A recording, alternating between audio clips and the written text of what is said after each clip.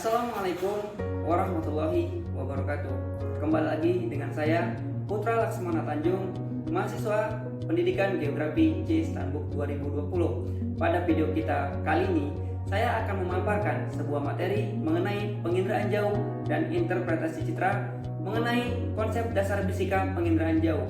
Sebelum kita membahas tentang konsep dasar fisika penginderaan jauh, di sini saya akan membahas apa sih itu pengertian dari penginderaan jauh.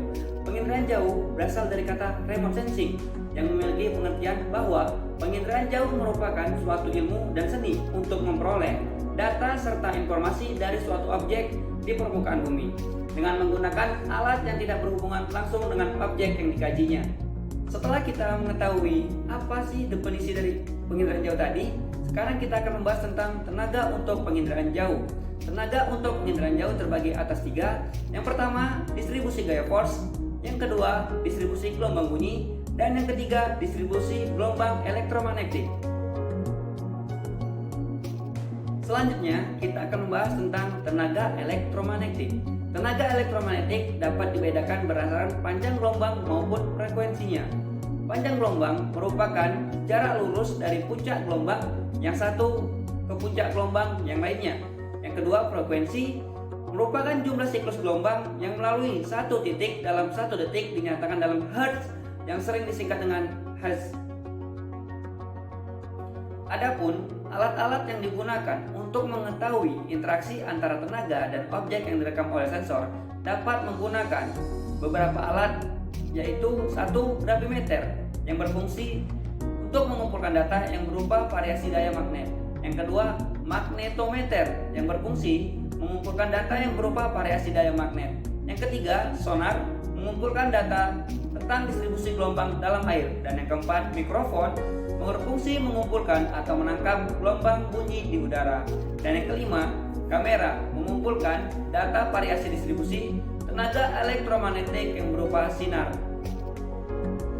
Selanjutnya, kita akan membahas tentang spektrum elektromagnetik. Tenaga elektromagnetik terdiri dari berkas atau spektrum yang luas, yakni meliputi spektra kosmik, gamma, sinar X, ultraviolet, sinar inframerah, gelombang mikro atau disebut dengan microwave, dan radio. Selanjutnya, kita akan membahas tentang spektrum elektromagnetik untuk penginderaan jauh yang terbagi ke dalam yang pertama, jendela atmosfer. Jendela atmosfer ialah bagian-bagian spektrum elektromagnetik yang dapat melalui atmosfer dan mencapai permukaan bumi. Yang kedua, hambatan atmosfer. Tenaga elektromagnetik dalam jendela atmosfer tidak dapat mencapai permukaan bumi secara utuh. Hal ini disebabkan karena ada sebagian sinar yang mengalami hambatan oleh atmosfer. Hambatan ini terutama disebabkan oleh butir-butir yang ada di atmosfer seperti debu, uap air, dan gas.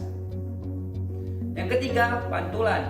Ialah tenaga yang dipantulkan sampai ke objek yang dipantulkan kembali ke objek ke sensor.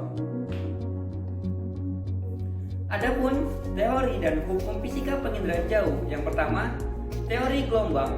Teori gelombang elektromagnetik merupakan gerakan radiasi elektromagnetik yang mengikuti bentuk gelombang dengan gejala elektrik dan magnetik. Yang kedua, teori kuantum. Teori kuantum juga disebut dengan teori partikel.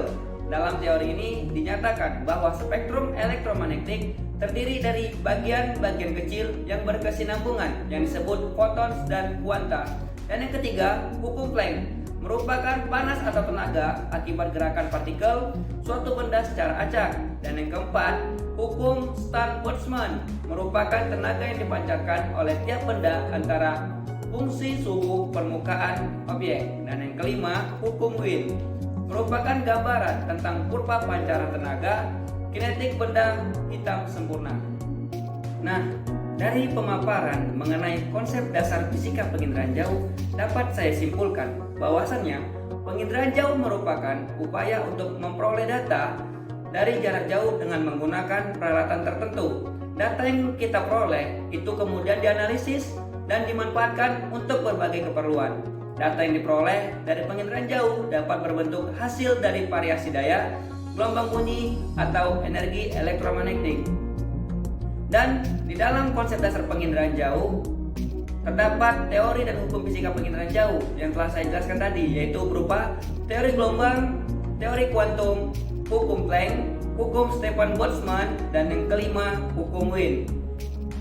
Nah, semoga dari penjelasan yang telah saya sampaikan mengenai konsep dasar fisika penginderaan jauh dapat menambah wawasan serta pengetahuan teman-teman semua yang menonton video pembahasan yang telah saya paparkan pada kali ini.